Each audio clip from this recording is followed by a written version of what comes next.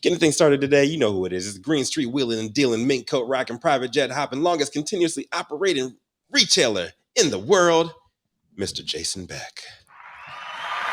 Oh, yeah. Good morning, Rico. Hope everyone had a fantastic weekend. That's right. It's Monday. It is the start of your work week. But today happens to be President's Day. And I'm guessing that the reason we have a holiday today is for presidents. But nonetheless, my story, get ready, people, because there's some trigger warnings in here. So just make sure you have your seatbelts on because you might jump out of your seat. Because an 11-year-old boy in New York City overdoses on pot gummies at a Super Bowl party. Now, first of all, overdosing, I thought, meant that someone died. But nonetheless, the story in the saga continues. An 11-year-old Staten Island boy was hospitalized after grabbing up some THC gummies he mistook for candy at a Super Bowl party. And now his mom is urging the mayor to do something to prevent potential tragedies involving edibles. I mean, sounds pretty hypocritical to me, but nonetheless, Veronica Gill noticed her son Ryan, in quotes, acting really strange after returning home from a gathering at their friend's house in New Springsville. She told the Post, "My son was sitting on the couch with me and he started zoning out. At first, I thought he was pretending because he opened his eyes wide and laughed. Then he would zone out for a minute again, then open his eyes wide and laugh," she said. "My son was sitting on the couch with me and he started zoning out. At first, I thought he was pretending because he opened his eyes and then he laughed again and then he would zone out again." And this goes on over and over and over again.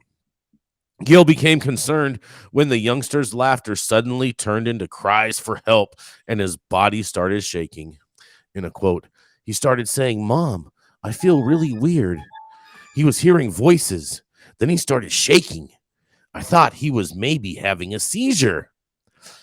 Panicked, the mother of 3 rushed Ryan to an urgent care center where his racing heartbeat led doctors to call an ambulance to take him to the ER at Richmond University Medical Center.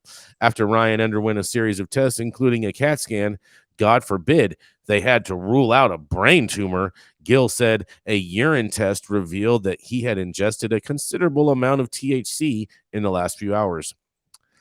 She says, "I was literally in shock. I couldn't believe it," Gill recalled. Gill was further disturbed to find out that her son had taken weed-infused gummies from a candy drawer at the straight-laced party throwers' home. Obviously, they're not that straight-laced.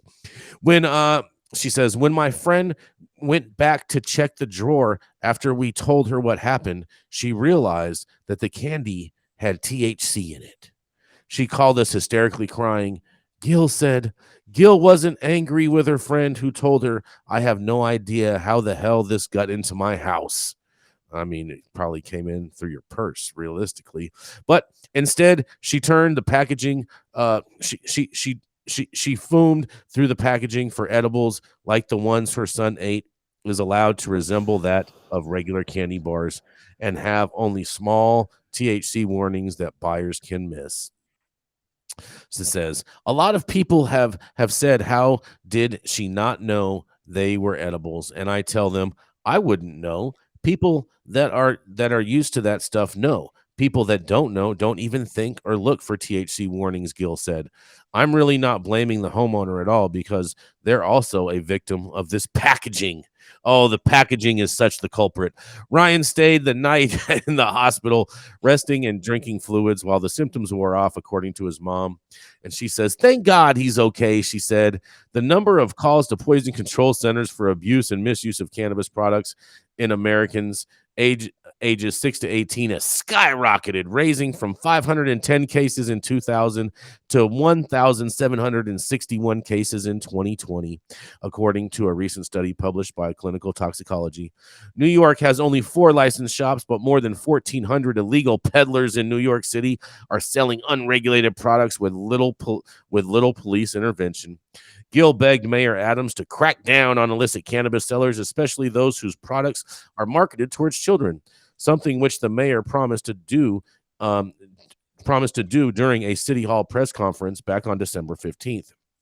What if the mayor makes it so that if the illegal sellers don't have a warning sign on their packages in big black bold letters, they get double the fine? Just try to protect the kids, Gil said. I mean, does anyone really even think that kids are reading these labels when they find candy in a drawer? I just have to ask myself that. And where are the parents at? And I just feel like Ice Cube and Boys in the Hood when he's yelling at Brenda to keep her babies out the street. And this is pretty much what it sums up to. This is Jason Beck reporting for the High at 9 News Hour. What do y'all think?